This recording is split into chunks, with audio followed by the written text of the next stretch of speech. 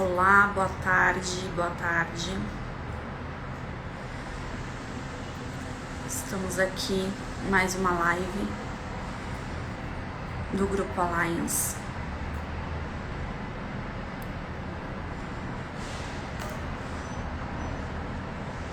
O Dr. Ribeiro acabou de pedir aqui uma autorização para a gente começar a nossa live.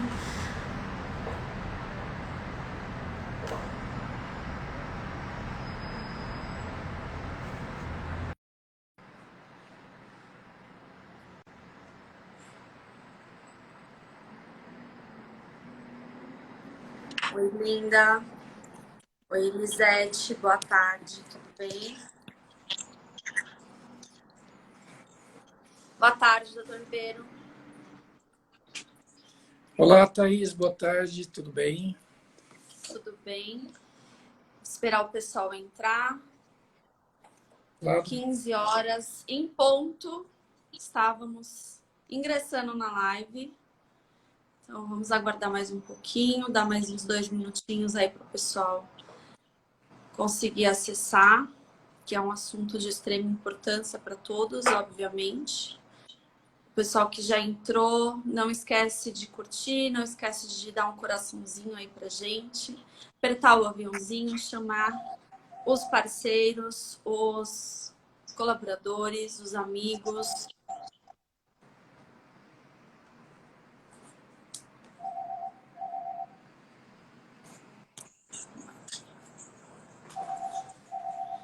Bem, mais 2 minutinhos aí, 1 minutinho, a gente já começa.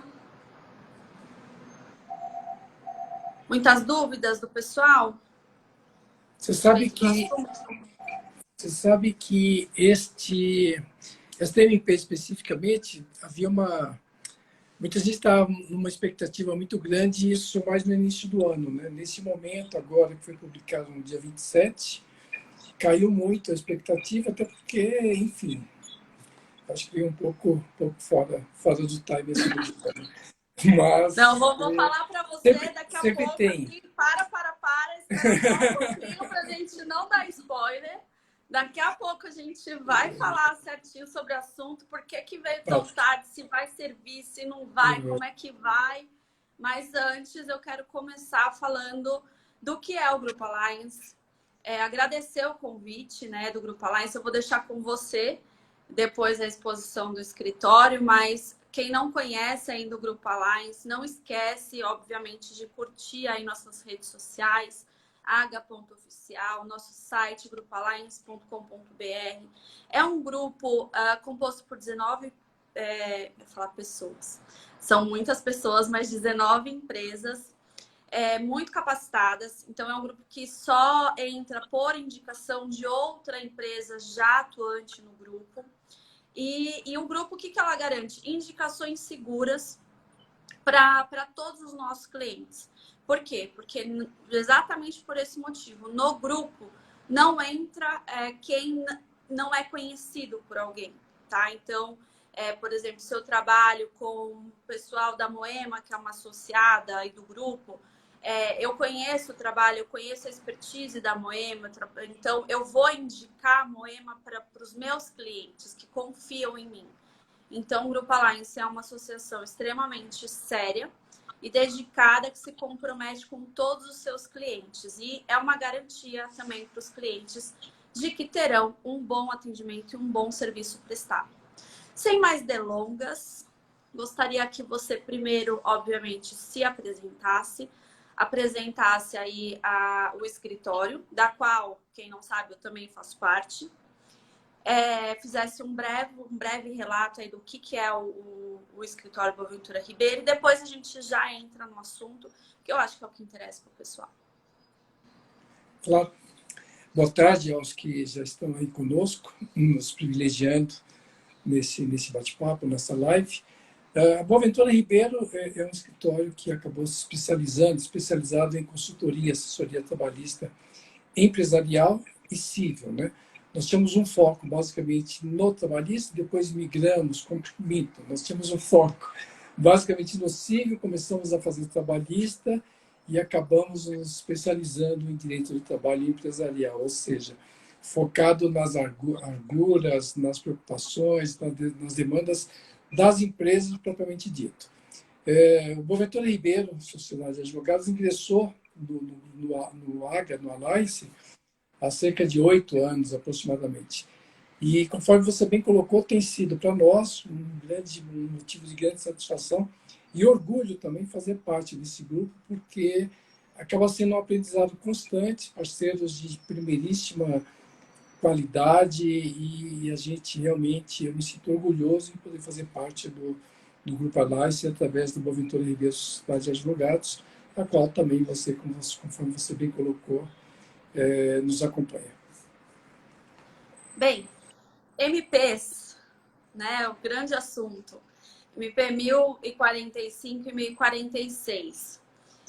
Sabemos, como você bem colocou no começo, tentou dar um spoiler, eu não deixei, que muitos estavam aguardando essas MPs mais no começo do ano, principalmente no período de um quase lockdown, né, que não foi um lockdown, mas foi quase, onde muitas empresas tiveram que efetivamente fechar suas portas e afastar seus funcionários, e onde surgiram muitas dúvidas. O que eu faço agora? Porque não tínhamos mais as MPs do ano passado, e acredito que as MPs que foram promulgadas aí na semana passada vieram tardiamente. Né? Qual a sua opinião com relação a isso? Qual a sua visão?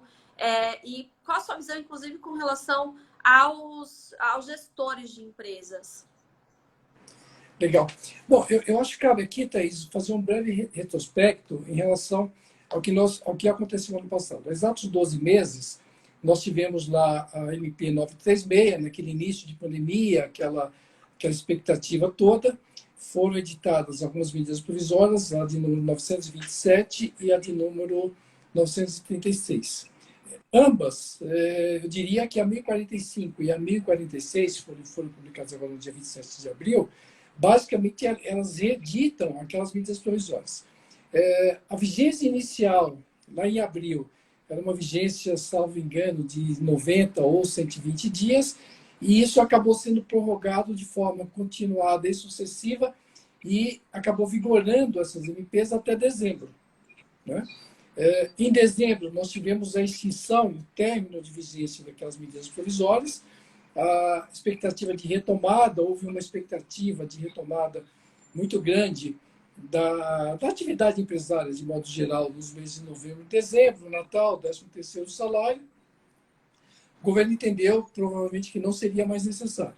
Só que nós chegamos em janeiro, já com uma segunda onda, num crescente, numa retomada do número de pandemias, e os empresários, as empresas de modo geral, começaram a criar aquela expectativa, porque, de um lado, nós tínhamos uma paralisação das atividades, a começar pelo setor do comércio, e, na outra ponta, nenhuma medida protetiva por parte do governo para segurar o nível de emprego, manter o nível de emprego, e também para a manutenção da atividade empresária. Nós tivemos lá fevereiro, março, abril, e no final do mês de abril, quando o pico da curva de infectados e tudo, de contaminação, começou a diminuir, o governo vem e edita a medida provisória. Então, me parece um tanto quanto tardia a edição dessa medida provisória.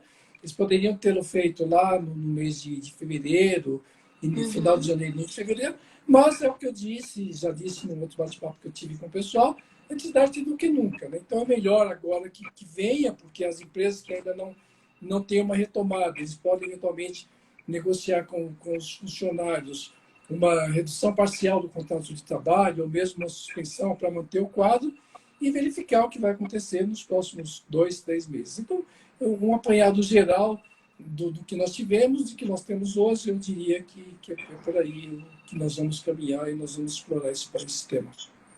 Tá. MP 1045, tivemos grandes ou alguma mudança que seja com relação à MP anterior? E vamos falar um pouquinho dela, do que ela estabelece. Basicamente, como eu disse, tem pouquíssimas mudanças. A 1045, o que ela autoriza? Ela autoriza as empresas a efetuar a redução do contrato de trabalho em percentuais de 25%, 50% ou 70%, ou a suspensão do contrato em tempo integral. Tá? Então, basicamente, são esses dois pontos que esta MP traz. Em relação à 936, eu diria que não tivemos basicamente alteração nenhuma. É questão de valor, aí, de teto para formalizar acordo. Agora, fora isso, basicamente nada. Ela é uma republicação da medida provisória anterior. Tá. Só lembrando a todo mundo que está assistindo a live aí, pode mandar perguntas, a gente vai buscar terminar o assunto e vamos aí respondendo um pouquinho das perguntas que poderão surgir. Então, não deixe de mandar perguntas, que tentaremos respondê-las no decorrer da live.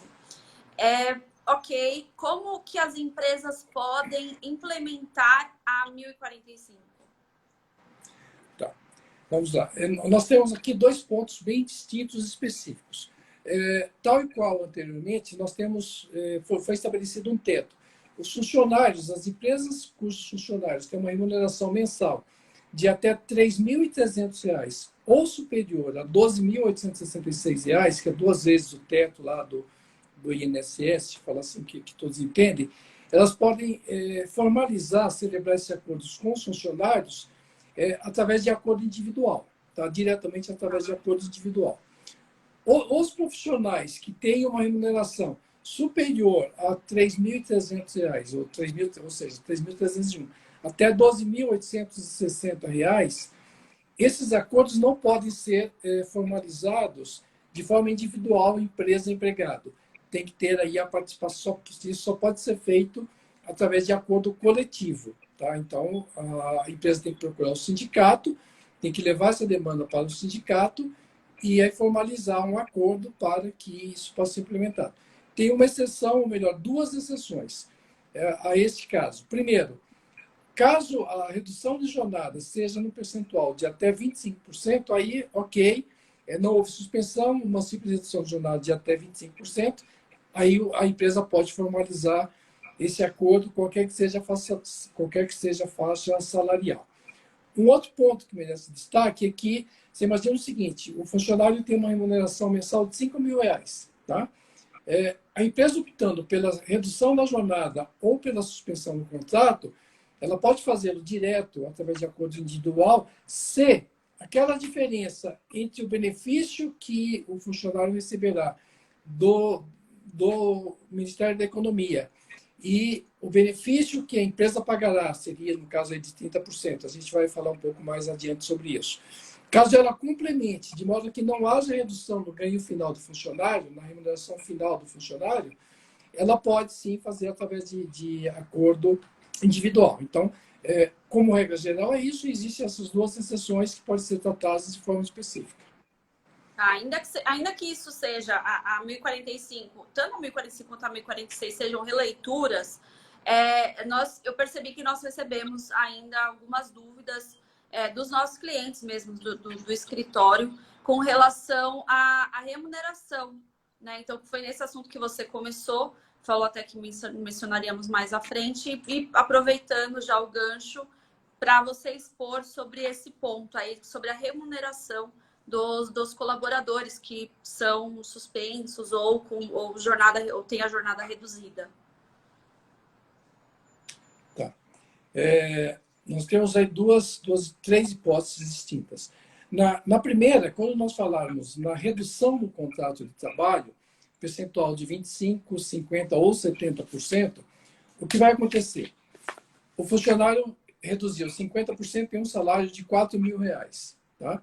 Evidentemente, ele vai trabalhar 50%, vai receber R$ 2.000 da empresa, pelo período que ele trabalhou. A diferença de R$ 2.000, que não seria 2.000, nós temos hoje um teto de benefício de seguro-desemprego da ordem de R$ 1.909. Vamos arredondar para R$ 2.000 para facilitar a nossa conta. Então, a empresa paga R$ 2.000 nessa hipótese e o governo, o Ministério da Economia, paga R$ 1.000 através diretamente de uma conta do empregado. Então, o empregado receberia, nesse período, ele tem uma redução da jornada de trabalho num percentual de 50% e recebe uma remuneração de 3 mil, equivalentes a 3 mil reais, sendo 2 mil da empresa e R$ 1.000 através do benefício que será pago pelo governo. Se nós deduzirmos 4 mil reais, 10%, por exemplo, que seria uma faixa de INSS, um pouco mais, mas ele teria um ganho líquido de R$ 3.600, tá? Então, 3.600 para 3 mil reais seria uma diferença aí global de 20%. Então, na redução da jornada de trabalho, nós temos este exemplo. Na suspensão total do contrato, nós temos duas variáveis distintas. As empresas que tiveram, no ano de 2019, um faturamento bruto anual superior a 4.800.000, o que equivale aí a exatos 400 mil mês, o funcionário, a empresa paga um bônus para o empregado, paga um valor ao empregado equivalente a 30% do salário.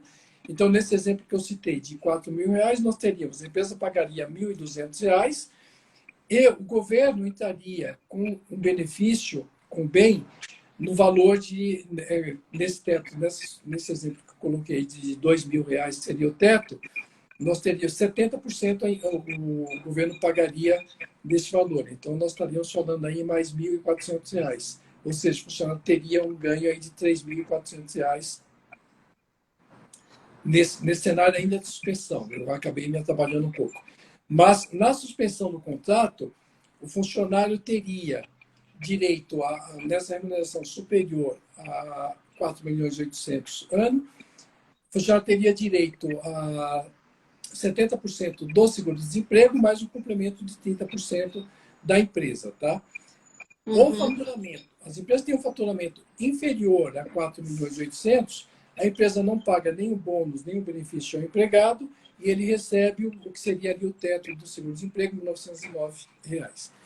E um outro ponto também que eu acho que é legal colocar aqui é que todos os benefícios que o funcionário tem direito, como assistência médica, vale-refeição, cesta básica e outros benefícios que a empresa atualmente fornece por força por liberalidade ou por acordo coletivo, eles devem ser mantidos também nesse cenário de suspensão ou de redução da jornada.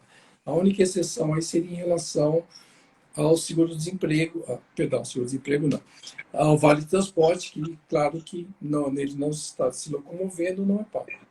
Entendi. Vale transporte não tem. Ainda que tenham surgido aí algumas questões com relação dos trabalhadores nesse sentido, vale transporte, se você não usa, obviamente você não recebe.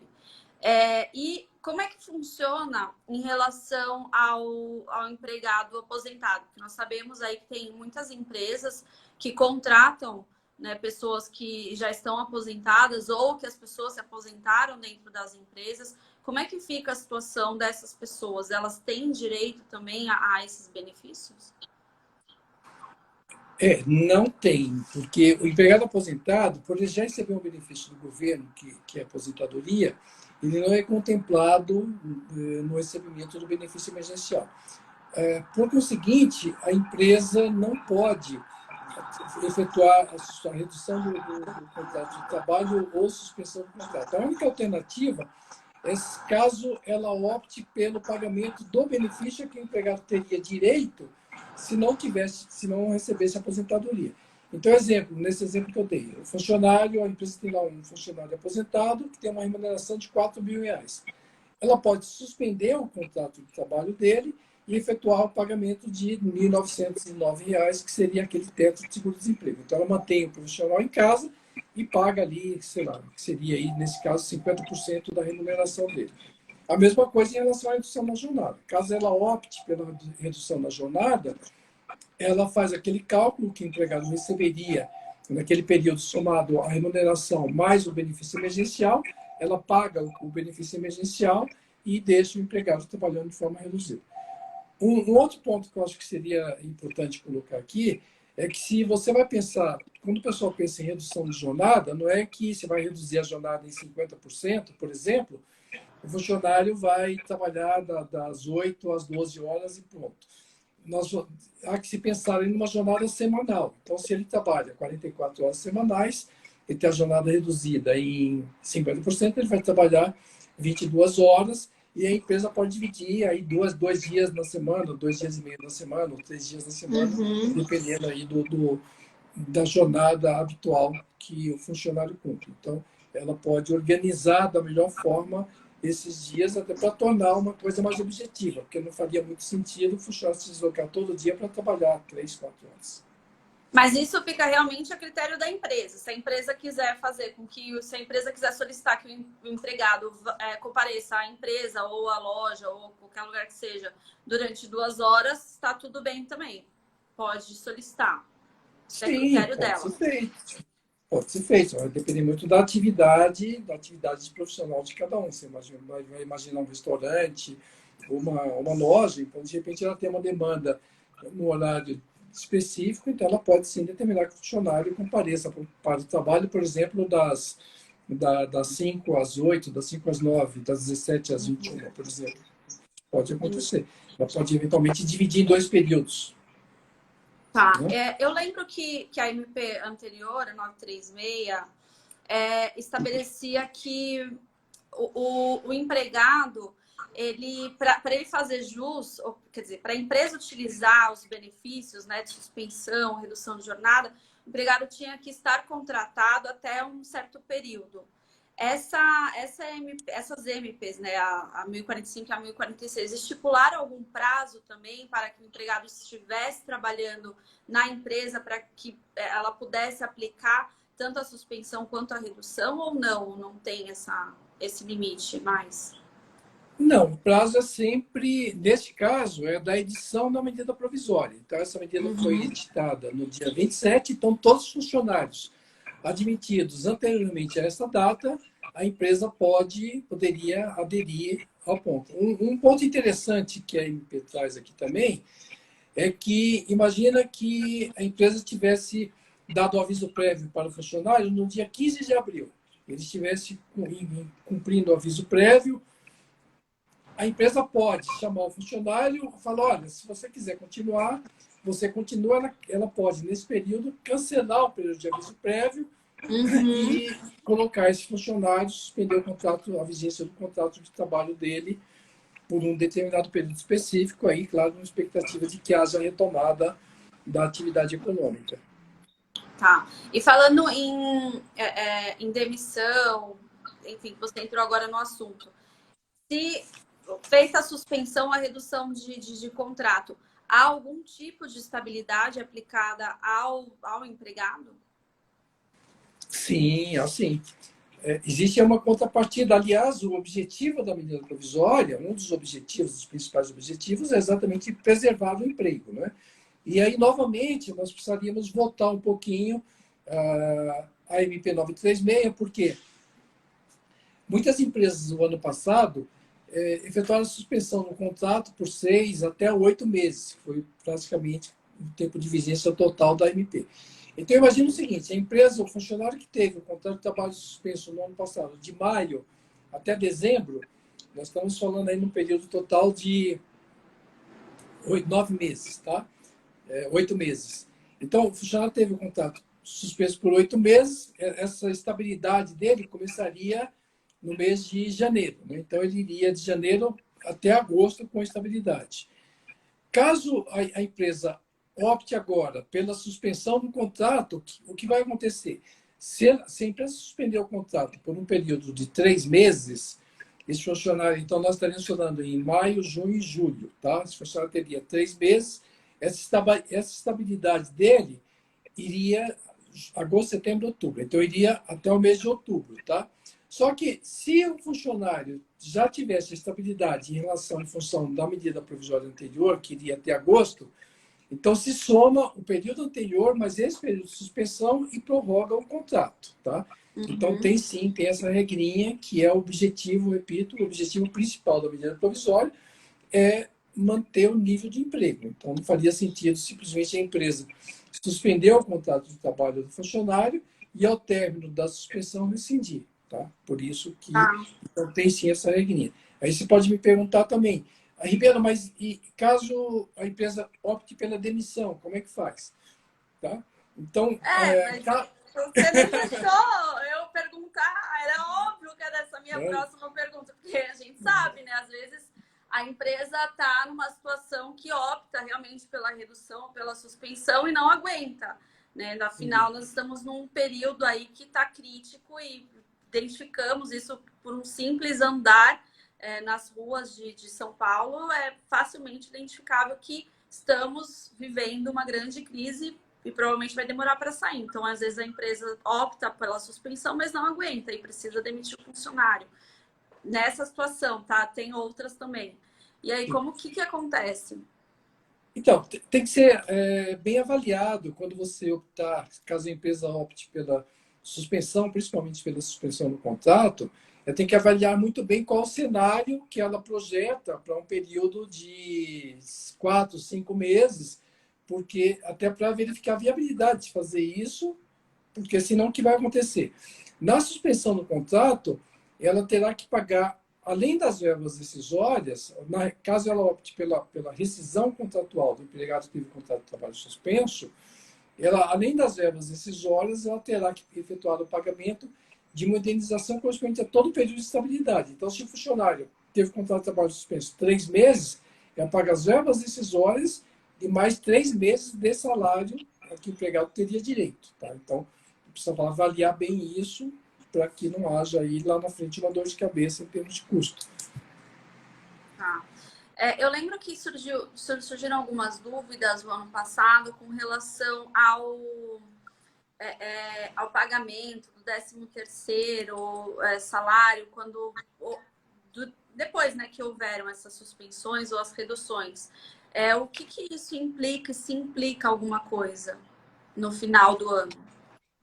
De fato, eu me lembro que o ano passado isso suscitou N discussões, dúvidas e debates, né? Porque o funcionário, a lei que regula o 13º salário, estabelece a obrigação da empresa em efetuar o pagamento do 13º salário, ela diz que o empregado terá direito a um 13º remuneração equivalente a 1/12 por mês trabalhado, tá? Quando o funcionário tem o contrato de trabalho suspenso, todos os direitos e obrigações derivadas daquele contrato, eles ficam paralisados durante aquele período. Então, por exemplo, se a empresa efetua a suspensão do contrato de trabalho do funcionário por um período de 3 meses, em dezembro, ao invés de receber 12/12 do 13º salário, ele receberá 9/12, porque 3 meses o contrato de trabalho dele ficou suspenso. Tá? Então, esse período não é contabilizado para efeito de pagamento do benefício. O mesmo debate surgiu em relação às férias. Uns defendiam que não, que teriam direito, que o funcionário teria direito, outros que aplicaria a mesma regra do 13º salário, enfim, não chegou a um consenso. Eu, particularmente, defendo que deve ser aplicada a mesma regra do 13º salário, ou seja, o funcionário teve contrato de trabalho suspenso, ele tem mais 3 meses para atingir ali o período aquisitivo. Daí a importância de que todas essas ações, esses procedimentos, eles sejam formalizados, registrados, para que daqui a 2 anos, 3 anos, não surjam dúvidas e questionamentos sobre o que aconteceu. Espero que em 2 anos isso já seja um passado distante e a gente olhe para trás e fale, nossa, que loucura que foi aquilo, né? Porque, sinceramente, eu diria que eu particularmente, já estou no meu limite aí de paciência com essa crise, com essa pandemia. Então, o resumo não basta o tapinha nas costas falando conseguimos a MP, então conseguir a redução ou a suspensão do contrato, pode ir, ficar em casa, o governo te paga, pronto, acabou lançar no sistema e depois seja o que Deus quiser, né? Precisa formalizar isso dentro da empresa para que não tenha qualquer tipo de dúvida hoje e num futuro próximo. Né? Sim, sempre. Eu sempre defendo e sempre bato muito nessa tecla que o empresário, muitas vezes, ele tem uma atitude extremamente paternalista.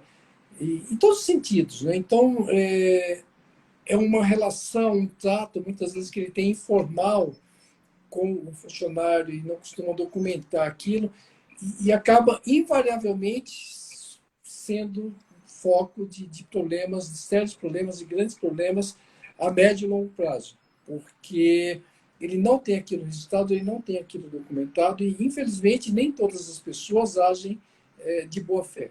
O direito do trabalho é um direito eminentemente protetivo, né? Ele tem aquela pegada de proteger o que seria, o que é, em tese, o hipossuficiente, mas, infelizmente, muita gente, muitos funcionários, muitos profissionais abusam disso e acabam criando demandas, muitas vezes, sem o menor sentido, né? A gente presencia, você sabe disso, a gente presencia isso na nossa vida diária aqui, algumas ações trabalhistas, verdadeiros absurdos, verdadeiros escárnios que a gente se depara. E muitas vezes isso ocorre pela falta da formalização daquela relação profissional, da formalização de uma tomada de decisão. Então, é bem legal, que necessário, absolutamente necessário, que a empresa, ao optar pela suspensão do contrato ou pela redução da jornada de trabalho, que ela registre isso, documente isso, deixe aquilo bem claro quais foram as regras estabelecidas e adotadas. Um ponto Ou também seja, que é legal, perdão, pode Thaís, falar. um ponto que eu acho que é importante destacar também é que esse valor que a empresa complementa, ou qualquer benefício que ela venha a pagar ao funcionário por força da redução da jornada ou da suspensão do contrato, ele não tem incidência em 13º, em INSS, em férias, em fundo de garantia. Ele é pago, é considerado como verba de natureza indenizatória. Portanto, não tem nenhuma incidência em qualquer verba salarial ou encargo trabalhista. Tá? Então, não adianta o empresário reclamar do juiz, né, falando que ele só vai pró-empregado quando a própria empresa faz isso antecipadamente a uma eventual ação. Sim, muitas vezes a falta de formalização desta relação é que leva a isso. Né? Por isso que a gente sempre fala, né? Consulte sempre um advogado. Sim. Mas, Isso é mas muito isso, importante, gente. eu diria, hoje em dia, claramente, se você vai tomar alguma decisão, alguma ação, efetuar alguma ação que não seja da sua área de conhecimento, consulte um profissional, qualquer que seja. Se você pretende fazer um investimento, consulte um economista, consulte um profissional da área de finanças. Se você pretende fazer uma reforma, consulte um arquiteto, consulte um decorador. Se você tem algum problema jurídico, consulte um advogado. Então, mais que nunca, hoje, não existe espaço para amadorismo, para eu acho que eu sei fazer, eu vou fazer. Mesmo na nossa área, você sabe bem disso, nós não temos aqui um conhecimento jurídico em algumas áreas do direito, como direito penal, direito tributário. Em função disso, sempre que um cliente nos procura para uma demanda específica, nós, invariavelmente, acabamos indicando alguns parceiros, né, principalmente parceiros do Alliance, porque eles têm aquela expertise, têm aquele conhecimento, seguramente dará uma resposta satisfatória ao cliente. Aquilo que nós falamos no início, da importância do grupo, de relacionamento e de você poder ter a condição de indicar parceiros sérios e parceiros que tenham conhecimento em relação a um determinado tema, um determinado assunto. Então, isso que você colocou realmente de suma importância hoje e realmente tem que ser aplicado no dia a dia. Exatamente, não dá para fazer. Nunca deu, né? Mas hoje em dia está cada vez mais Sim, complicado simplesmente meter as caras, né? Como todo mundo com falava. certeza. Só mete as caras, faz porque você tem um conhecimento. Aqui eu consulto o Dr. Google, que não dá mais certo. O negócio ficou muito mais complicado em todas as áreas, não só no direito. Então, acho que o conhecimento ele está muito mais amplo para todo mundo e isso também tornou tudo muito mais complicado para as pessoas fazerem por si só. Mas vamos dar continuidade aqui ao nosso tema. E quem quiser, claro, gente, já falei, mandem suas perguntas. Estaremos aí mais à frente respondendo todas as perguntas que surgirem. E se não surgirem, também vou entender que o assunto está super tranquilo, todo mundo está entendendo o que nós estamos falando, isso é um ótimo sinal. Falamos, né, então, da 1045. Vamos falar agora da 1046. O que ela trata especificamente?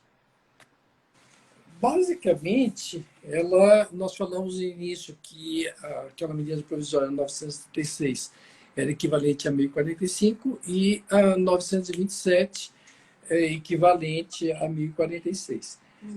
Em síntese, ela autoriza as empresas a antecipar novamente as férias, ainda que o período aquisitivo não tenha sido atingido. Então, você imagina um funcionário que o período aquisitivo deles de férias deve ser atingido em setembro ou outubro, ou seja, ele ainda está ali cumprindo aquele período. A empresa pode antecipar não só esse período, como também pode antecipar o período aquisitivo do que seria o exercício de 21, 22, por exemplo.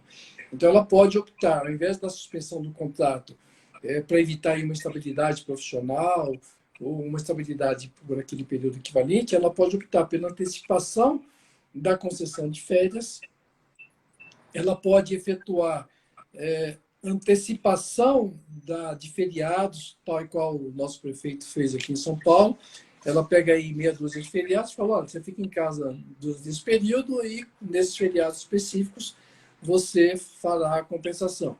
Isso independente de ser feriado nacional, estadual, municipal, qualquer feriado ela pode adotar e pode determinar a implementação.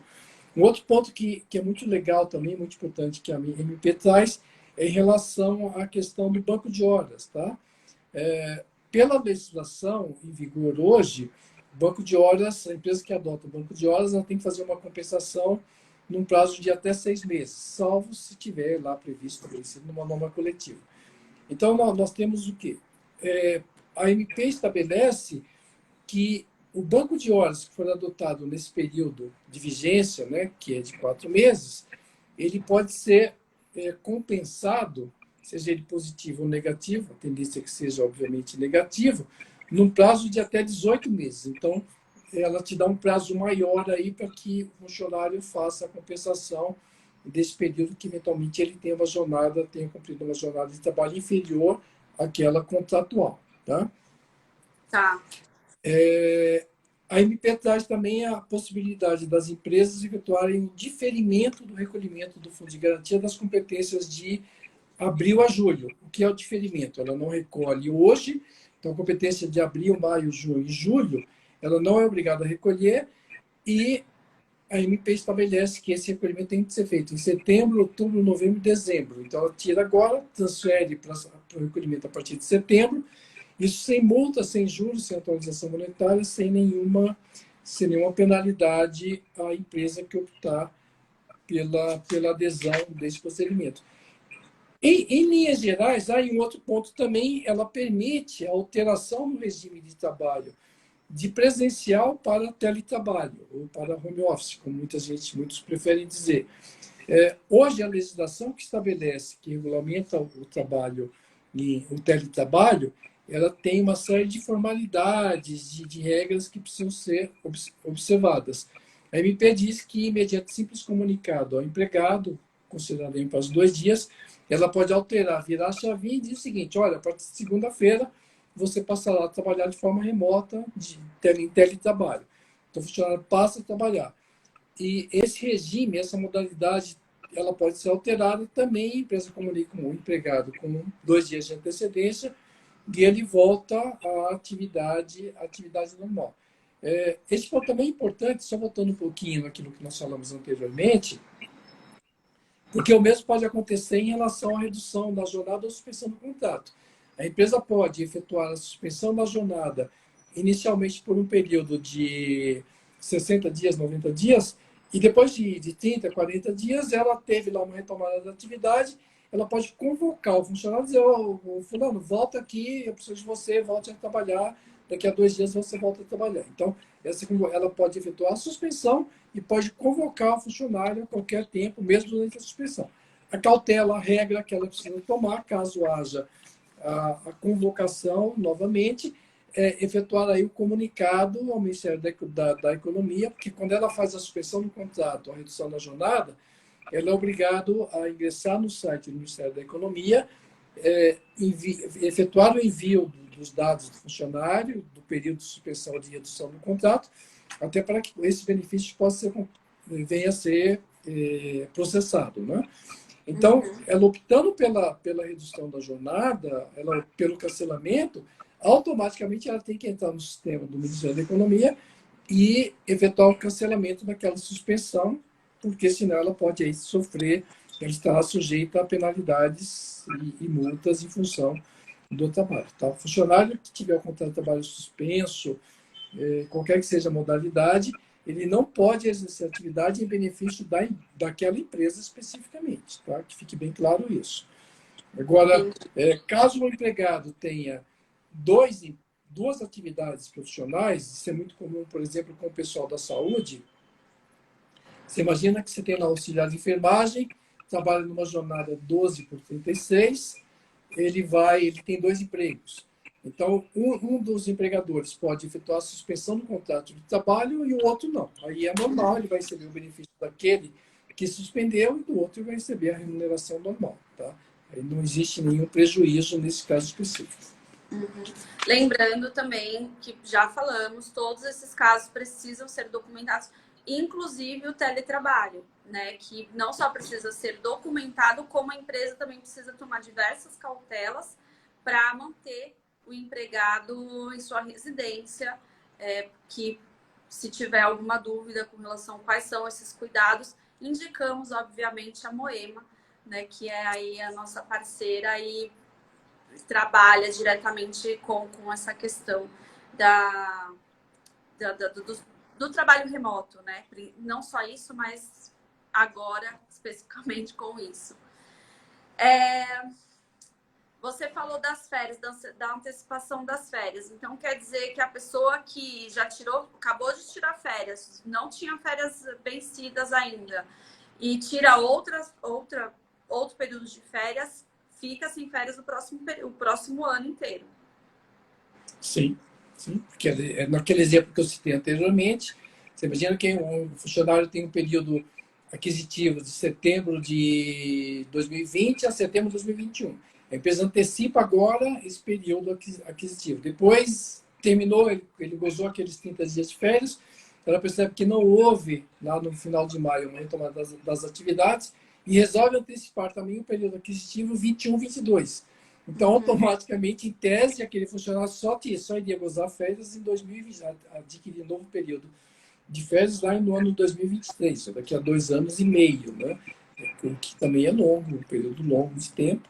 E aí também um ponto importante, caso a empresa efetue a antecipação do período de férias e no meio do caminho ela opte pela rescisão do contrato de trabalho, o valor que o funcionário já recebeu é deduzido das verbas rescisórias do funcionário. Isso também está previsto em lei e está previsto na medida provisória. Então, o funcionário, se tiver o contrato demitido, ele corre o sério risco de sair com uma rescisão zerada, porque se você pensar em um período e meio de antecipação de férias, dá um valor aí bem significativo, né?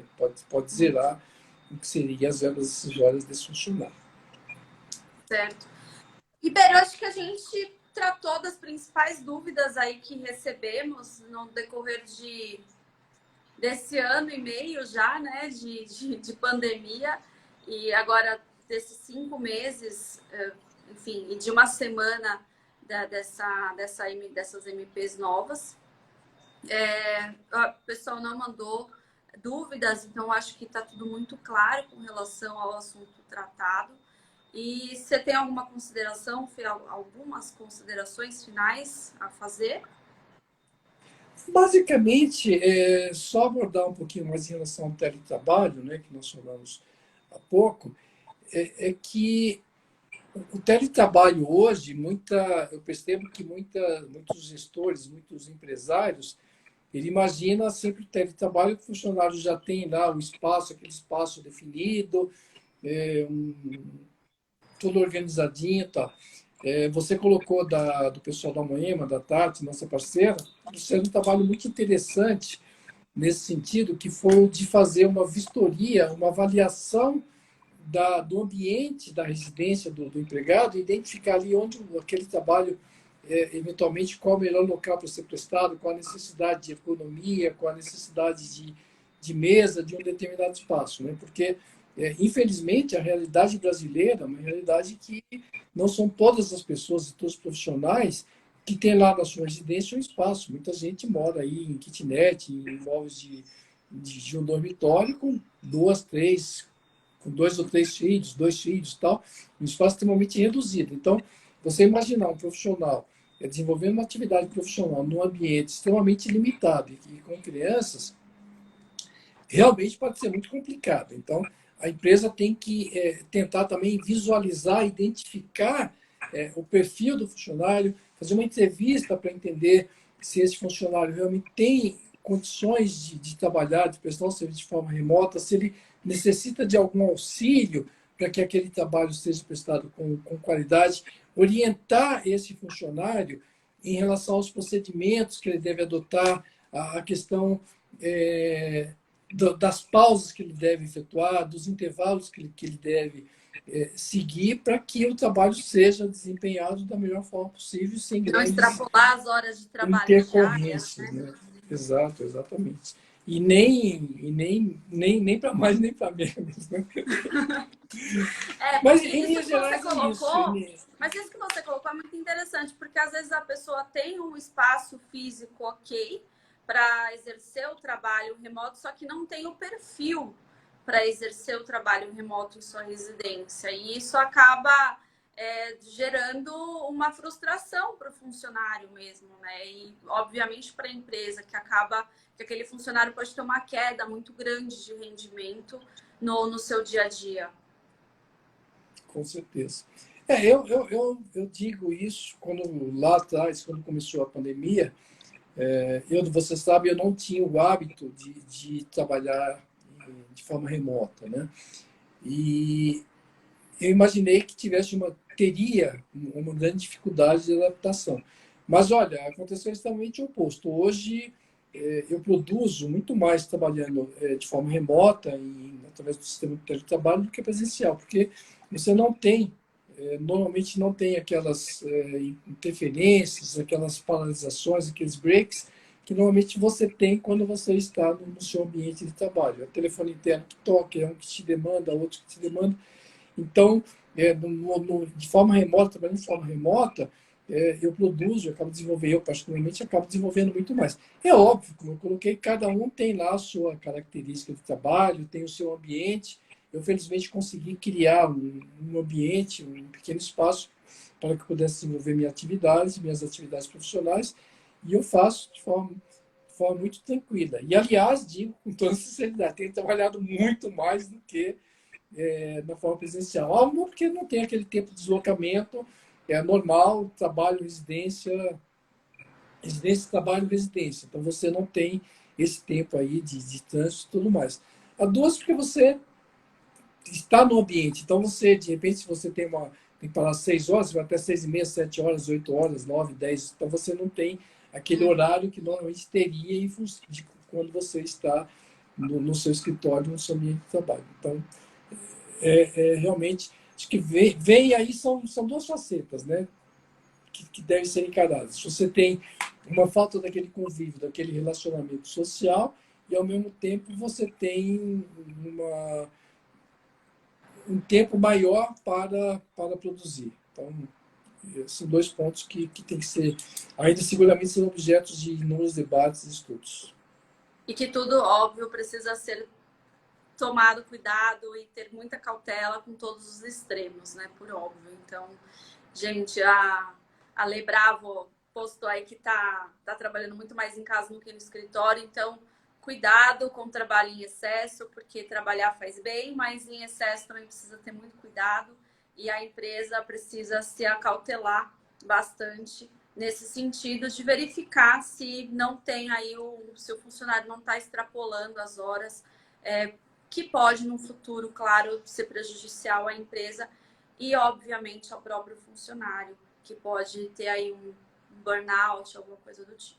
Mas isso, como você disse, é assunto para outro tópico. Por hora, acabamos, então, o assunto que viemos trazer para todos vocês, que eram as MPs. E acho que ficou muito claro, não tem muita novidade, né? Aliás, não tem novidade acerca delas. Foram mantidas os mesmos tópicos das MPs anteriores. E é só realmente as empresas terem a cautela de sempre que forem aplicar alguma coisa, tomar o cuidado de documentar, porque não é porque está na lei que é simplesmente aplicar, mandar o funcionário suspenso para casa ou reduzir jornada e está tudo bem. Precisa, sim, ser documentado por evitar um problema futuro. Em nome do Alliance, eu agradeço a explanação incrível aí que você nos deu. Agradeço também ao Alliance o convite para que, abrindo esse espaço aqui para trazermos esse assunto de tanta relevância para o público, e agradeço especialmente a todos que nos acompanharam durante esses 50 minutos na live, que acho que foi muito interessante e trouxe muito conteúdo para todos nós. Não deixem de seguir as redes sociais do grupo. Então, nós estamos no LinkedIn, no Facebook, no Instagram. Nos sigam, tem muita matéria interessante semanalmente, para nos ver diariamente. Estamos sempre publicando alguma coisa relativa a todo tipo de setor. Então, nós temos diversos setores aí, como eu disse, são 19 empresas dentro do Grupo Alliance. Não são só advogados, tem ali medicina do trabalho, tem empresa de TI, tem empresa de terceirizada. Então, sim, são muitas empresas mesmo. Entrem, se interem no que é o Grupo Alliance, porque é muito interessante. Ribeiro, obrigada mais uma vez e uma boa tarde a todos. Obrigado, Thaís. Boa tarde a todos. Obrigado aí pela companhia.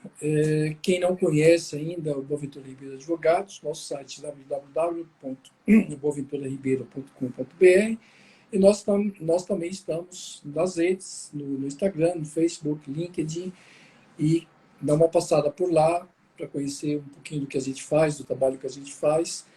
E foi um prazer dividir aí esses 55 minutos, próximo de uma hora contigo, né?